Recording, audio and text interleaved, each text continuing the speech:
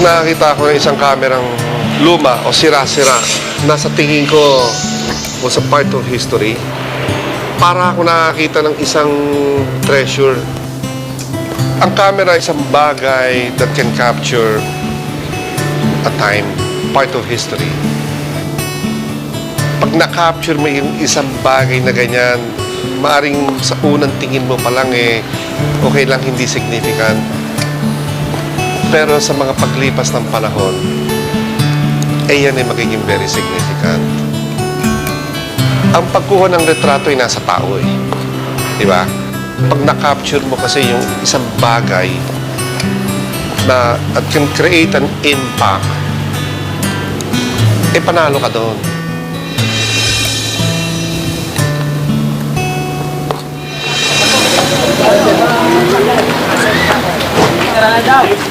Every weekend, 63-year-old Manny Inumerable frequents the Taal Basilica to take photographs.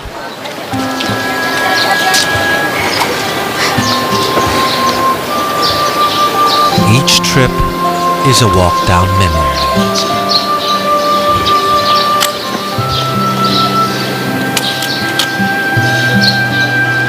As a child, Manny used to play around the plaza, bringing not any toy, but a rare camera in his hand. Naman ako sa aking tiyuhin nung namatay siya.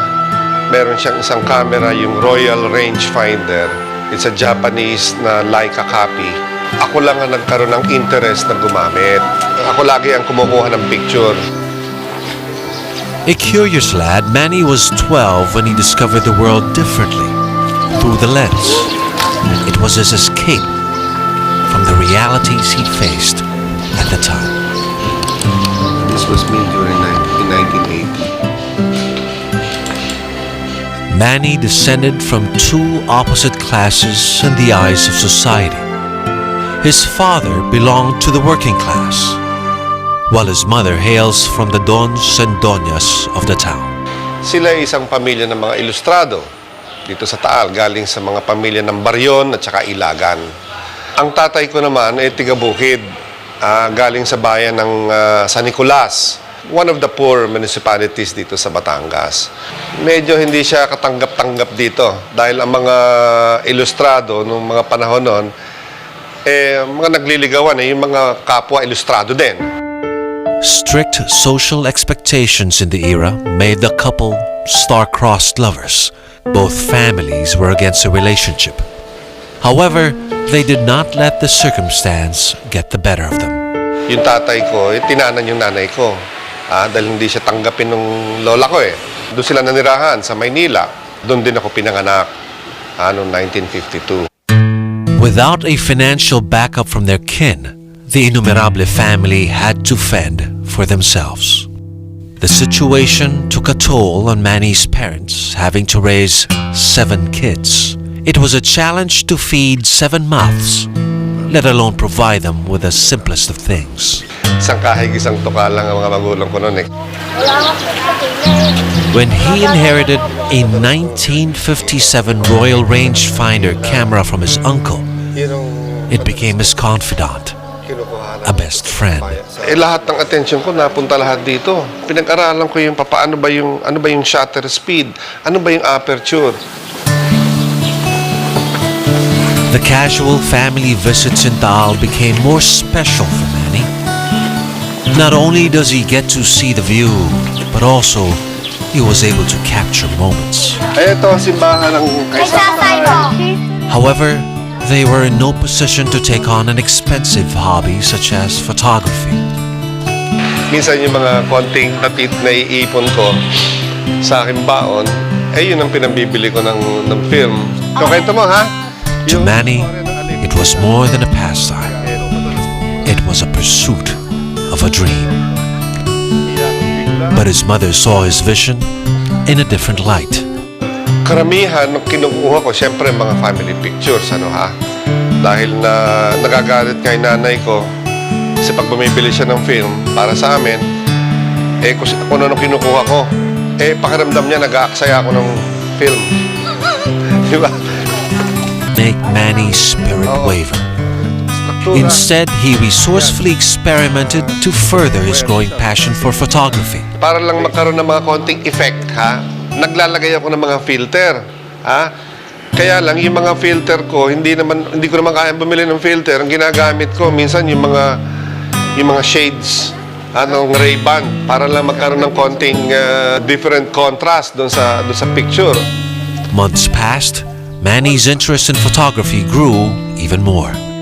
Like a child who learns to walk, Manny's baby steps paid off. This is He knew he was getting better. mag-aantay ka pa ng mga isang linggo. Excited na excited ka. Gusto mo makita na yung lumabas sa mga kinuha mo. Yung bahay niyan kinukuha na ko In yung... taking photos, Manny found solace. It was his personal heaven. Wow, ang ganda ng kuha ko. Ganon. Kahit ikaw lang nakaka-appreciate. Mga hagdanan For so many years, a camera was Manny's steady ally. Captured sadness and preserved happiness. It was like a personal journal that recorded his fondest memories. Wherever he goes, Manny always brought his camera. He never imagined he would be apart from his camera. Iniwan ko yung camera doon sa loob ng kotse. Pagbalik ko, wala na. Manny remembers it was like losing a faithful friend. Sa bagay na napakahalaga sa akin, biglang nawala.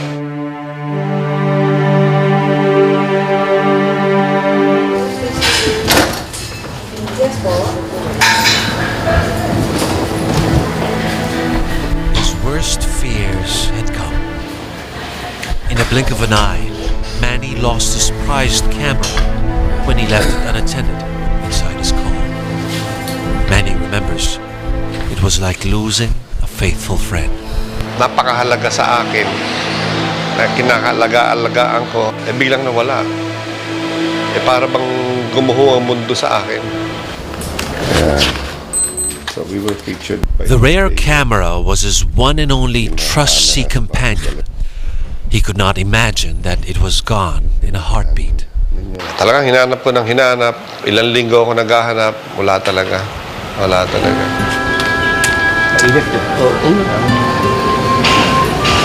With no other choice, Manny had to live with it and move on with his life. He was in college taking up civil engineering. He had to divert his attention. Manny finished his degree and immediately looked for a job. But after years of working, Manny felt something was missing in his life. Sari-sari mga cameras, inaambisyon ko na lang yun. Sana balang araw, sana makaulit ako ng isang ganong klaseng camera. 85. Manny found a way to rekindle his passion once more. Bumili ako ng isang Pentax ME. Ibinenta sa akin ng isang kopsina ko. Sinunggabang ko kaagad. Na mga pinipent ko ng mga high. In a way, photography became his lucky charm. As a civil engineer, he began putting up his own business, creating rigs, staging events, and bringing artists for concerts. While on the side, he takes pictures. With enough money, he went on to fulfill a lifelong dream. Nung sumalag kasi ako sa Zone 5 Camera Club, nainganyo na akong gumamit ng mga magagandang klaseng camera.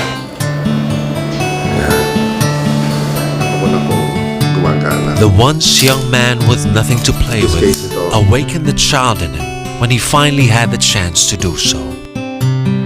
At this point, he became more than just a photographer. Gusto kong malaman kasi paano ba gumagana itong mga camera. Bubuklatin ko yan. Titingnan ko. Paano ba gumagana itong kamerang ito?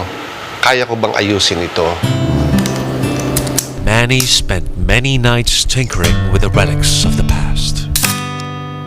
But repairing and restoring them was more than Manny had hoped for. It was not even an old hobby. It became his life's mission. Pag nabuhay mo yung isang bagay na patay na, sira na, parang meron kang feeling of accomplishment. Wow, nabuhay ko tong isang bagay na hindi na gumagana. Yeah. Manny studied the complex process of taking photographs in a mechanical camera, developing them and displaying his masterpieces.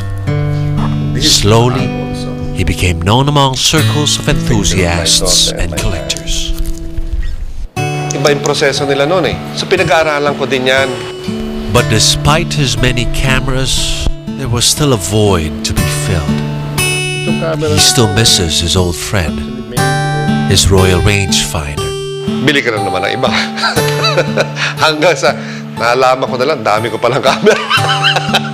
Nagkuha na ako, namimili ako ng mga old cameras. Naiisip ko yung una kong camera, yung aking unang ginamit. Sana makakuha ka ulit. Sana makakita ulit ako ng ganon. Kasi doon ako nagsimula eh. Years had passed, and a stroke of luck, Manny found a rare unit of his first ever camera. He was ecstatic, reminiscing the days when he had the same one in his possession. Nag-research ako, may lumabas at nag-bid ako. Manny took his chance, not knowing what will come out of it. He did not know what to do with all these cameras. Sa bahay lang, sa mga tabi-tabi, sa mga cabinet, sa bodega, meron kaming maliit na bodega sa bahay. So kung doon lang nakatambak lang lahat yun. Nakatago lahat yun sa mga kahong-kahong, mga plastic. Manny traced his roots in Taal, Batangas, back to where it all began. He remembers his first camera, a rare 1957 Royal rangefinder that he lost in college. After years of searching, Manny finally found an auction that sold the same unit. He immediately placed a bid to be reunited with an old friend. At syempre, nung nanalo ako, syempre tuwan-tuwa ka. Wow, mapapasa akin na ulit yung dati kong camera. At nung finally dumating yung una kong camera, naku, ako'y tuwan-tuwa. Gumawa pa ako ng love letter doon sa binilang ko kung bakit ko gustong-gusto yung camera ngayon. This is my first camera, Royal rangefinder. But he did not know what to do with all these cameras. Sa bahay lang, sa mga tabi-tabi, sa mga cabinet, sa bodega, meron kaming maliit na bodega sa bahay. So kung doon lang nakatambak lang lahat yun. It was then he caught a glimpse of his mother's ancestral house in the old town. Noong namatay ang lola ko noong 1976, itong bahay nito ay napabayaan. Kung sino-sino nang gumagamit nito. Ito'y naging boarding house, naging wettingan, naging beer house pa nga yata. Ito, ewan ko, hindi ko na alam. 2004, dumating ako dito. Naku, parang magigiba na itong bahay na ito. Tuwing na lang dadaan ako ng Taal, dito sa bayan ng Taal, para bang may tumatawag sa akin na pwede bang i-restore mo ako? It all clicked for Manny. He asked his mother's permission to fix the old house. Humingi ako ng tulong sa kapatid ko who was also a civil engineer, si Bobby. At pareho kaming halos linggo-linggo pumupunta rito. After 1 year, na-restore ko na yung bahay ko. Maganda na, di ba? The house was restored to its former glory, but once again, he could not figure out what it serves. For the next 5 years, it was an empty house. And it was slowly deteriorating again. A timely event in Taal opened an opportunity for the house. Manny was inspired. Nagkaroon ng parang Miss Taal dito eh. At yung mga organizer nung pageant, sabi, pwede bang gamitin nating kanyan, gallery or exhibition ng mga old photograph? Sabi ko, sige, walang problema. So that gave me an idea na pwede ko palang gawing gallery. It was then that he married the idea of having his cameras installed in their hometown. But above everyone else, Manny wanted to show the gallery to his mother. It was a childhood dream. For the longest time, he waited for this moment to arrive. He named it Galleria Taal in honor of the rich history of the town. When we first opened the museum noong 2010, dinala ko dito yung nanay ko. You can see in her face, para bang naglalakad siya rito, akay-akay siya nung kanyang yaya. Para bang he's trying to relive the memories ng bahay. Tuwan-tuwa siya. Soon after, she passed away. But in his heart, Manny knew that he made his mother proud. I still have a picture of that na yung naglalakad siya. Tinitingnan niya yung mga walls, yung mga pictures, yung mga cameras. Although he doesn't say a lot of words kasi matanda na siya, hindi na siya masyadong madaldal at but you can see in her face parang tuwan-tuwa siya. Itong Galleria Taal, ang may-ari. It has been 5 years since Galleria Taal opened to the public. To date, it is the only camera museum in the Philippines. Since then, Manny is keen on entertaining his guests with rich stories of this ancestral house and the history embedded in its treasure trove of vintage cameras. Pag naayos ko na yung isang bagay, natutuwa na ako dyan. Parang isang tao din, ipopost ko yan. Tapos makakarinig ka ng mga comments ng mga tao. Wow, ang ganda naman yan. You feel proud of what you have done to this piece of equipment. Again, this is where you... Manny vows to keep the cameras to their rightful place, the museum. It's an opportunity for someone who wants to learn about the history of photography. Dito niya makikita. Sakali lang mawawala ako sa mundong ito, itong kamerang ito, ibebenta lang ng mga anak ko. Sayang lang. From time to time, Manny personally takes care of his cameras, cleaning them periodically and making sure everything is in pristine condition. Manny hopes to find someone who has the same passion to take care of his prized collection. He wants to leave everything as a legacy, one that people can always go back to. Whether it's an individual or an institution, I still have to look for that particular person. Currently, Manny has more than 140 cameras installed in this gallery. The collection stood the test of time.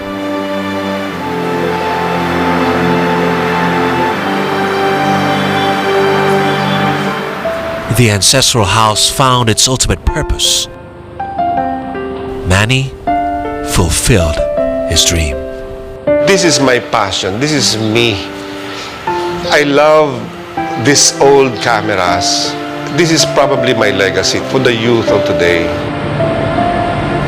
Manny owes his success not only in paying attention to the littlest of details, but more importantly, in looking at the bigger picture.